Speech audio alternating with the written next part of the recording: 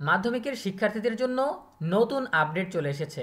তোমরা দেখতে পাচ্ছ আমরা এখন আছি জাতীয় শিক্ষাক্রম ও পাঠ্যপুস্তক বোর্ড এনসিটিবির অফিসিয়াল ওয়েবসাইটে।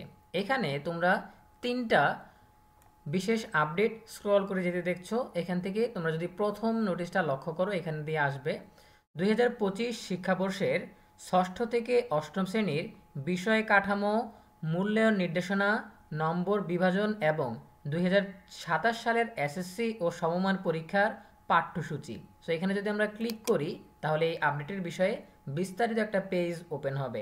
এখান থেকে আমরা যদি দেখার চেষ্টা করি, এখানে 5টা নতুন নোটিশ বা 5টা নতুন পিডিএফ বা 5টা নতুন আপডেট সরাসরি শেয়ার করা হয়েছে।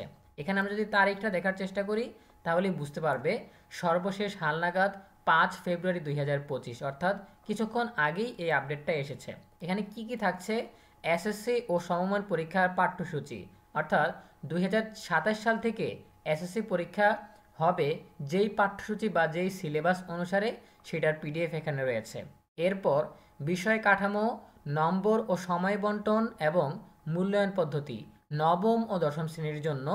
এটা হচ্ছে 2025 সালের শিক্ষাবর্ষ থেকে কার্যকর, অর্থাৎ চলতি শিক্ষাবর্ষ থেকে নবম ও দশম শ্রেণীর শিক্ষার্থীদের জন্য বিষয় কাঠামো, অর্থাৎ কোন কোন বিষয় থাকবে, নম্বর অর্থাৎ কোন বিষয়ে কত নম্বর পূর্ণ নম্বর, এরপর সময় বন্টন কোন বিষয়ের পরীক্ষায় কত নম্বরে পরীক্ষা হবে, এবং মূল্যায়ন পদ্ধতি অর্থাৎ কোন বিষয়ে কিভাবে মূল্যায়ন হবে, এ বিষয়ে বিস্তারিত রয়েছে এই পিডিএফে। এরপর রয়েছে বিষয় কাঠামো, নম্বর, সময় বন্টন এবং মূল্যায়ন পদ্ধতি ষষ্ঠ থেকে অষ্টম শ্রেণীর জন্য। এটাও জাতীয় শিক্ষাক্রম 2012 এর ভিত্তিতে 2025 শিক্ষাবর্ষ থেকে কার্যকর, অর্থাৎ চলতি শিক্ষাবর্ষ থেকে ষষ্ঠ থেকে অষ্টম শ্রেণীর শিক্ষার্থীদের জন্য বিষয় কাঠামো, অর্থাৎ কোন কোন বিষয় থাকবে, নম্বর অর্থাৎ কোন বিষয়ের পূর্ণ নম্বর কত, সময় বন্টন অর্থাৎ কোন বিষয়ে কতক্ষণ সময় নিয়ে পরীক্ষা হবে, মূল্যায়ন পদ্ধতি অর্থাৎ কোন বিষয়ে কিভাবে মূল্যায়ন হবে, সেটার পিডিএফ রয়েছে এখানে।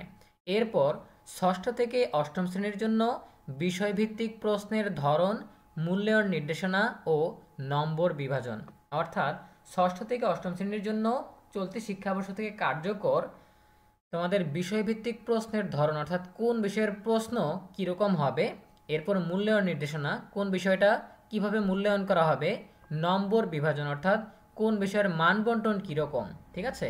এরপর আছে এসএসসি বা সমমান পরীক্ষার বিষয়ভিত্তিক মূল্যায়ন নির্দেশনা ও নম্বর বিভাজন, অর্থাৎ নবম ও দশম শ্রেণীর শিক্ষার্থীদের জন্য বিষয়ভিত্তিক মূল্যায়ন নির্দেশিকা, অর্থাৎ কোন বিষয়ে কিভাবে মূল্যায়ন হবে এবং নম্বর বিভাজন বা মান বন্টন এখানে রয়েছে।